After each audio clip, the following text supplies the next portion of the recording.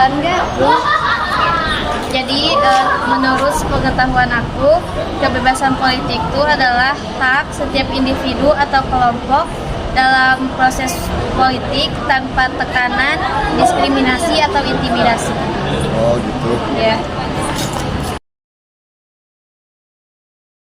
Kebebasan politik pas di saat zaman tuh beda, kayak masa-masa beda di Indonesia tuh. Seperti saat masa Orde Lama tuh, tapi pas demokrasi liberal.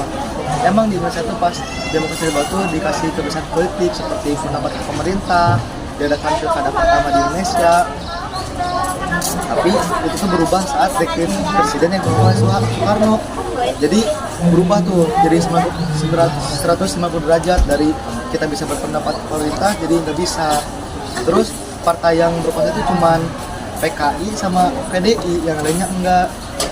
Jadi pas zaman Orde Lama pas kepemimpinan itu jadi susah lah kita mau kritik pemerintah atau yang lainnya. Terus kedua tuh pas Orde Baru lebih parah karena pemerintahan Orde Soeharto itu memperketat kebebasan politik kita, kayak kita tuh nggak bisa milih presiden, nggak bisa milih DPR yang lain-lain, karena itu tuh langsung dipilih oleh Soeharto langsung.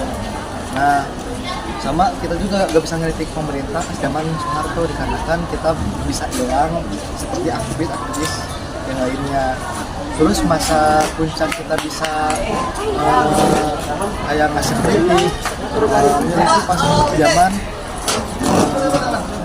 masa reformasi, karena pas zaman reformasi kita bisa milih presiden, milih DPR dan lain-lainnya, pemilu pun diadakan lagi gitu kan. Oh gitu ya.